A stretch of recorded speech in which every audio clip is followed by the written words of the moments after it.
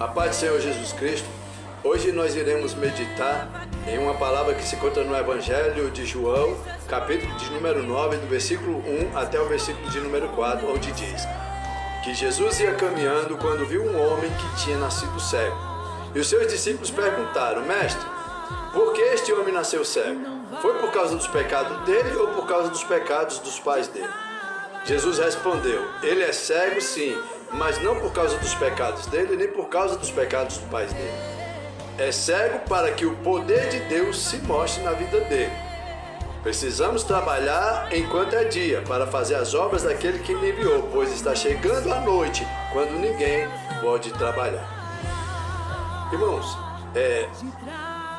os discípulos de Jesus Cristo, eles fizeram aqui, eles tentaram entender o porquê da situação daquele homem. Por que aquele homem estava naquela situação? Era um cego de nascença, estava cego. E aí eles tiveram essa curiosidade de pensar, de perguntar por que aquele homem nasceu daquela forma, né?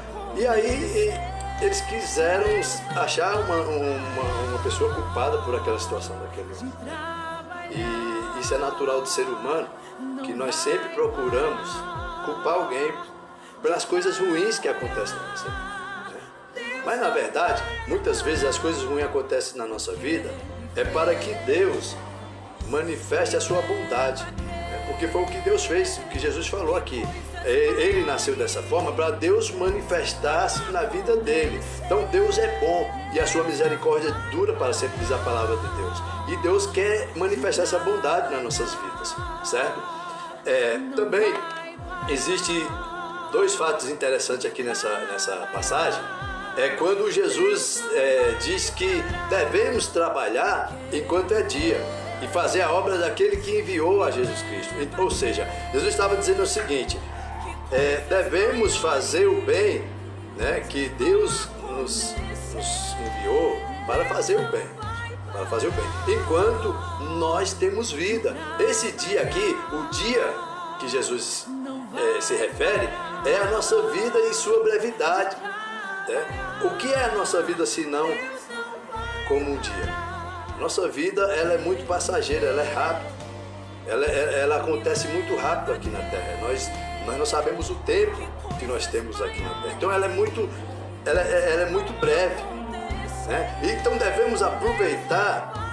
E quando Jesus falou assim, e fazer a obra daquele que me enviou, Jesus estava dizendo assim: devemos aproveitar o tão pouco tempo que nós temos, a brevidade da nossa vida, para fazer o bem às pessoas, né? Sem olhar a quem, porque os discípulos quiseram achar alguém culpado, né? Estava culpando alguém pela situação daquele homem, mas a gente não pode olhar por que a pessoa está nessa situação ou para que ela está.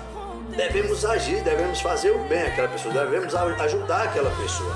Então Jesus diz que devemos estar ocupados e não desperdiçar o nosso tempo, que durante esse tempo pequeno de vida que nós temos aqui na Terra, né?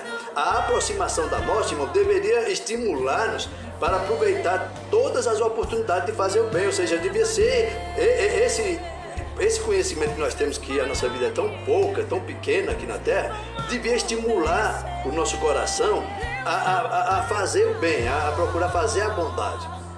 É isso que Jesus ensina nessa passagem. E aí ele diz assim: porque a noite vem em que ninguém pode trabalhar. O que é a noite, irmão, senão o fim da nossa vida?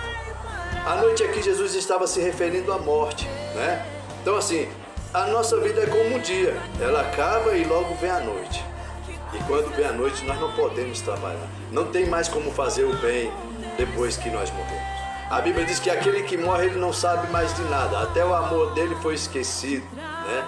Os mortos nem sequer louvam ao Senhor, a palavra diz. Então, quando nós morrermos, irmão, nós não temos mais o que fazer. Devemos fazer o bem enquanto estamos aqui.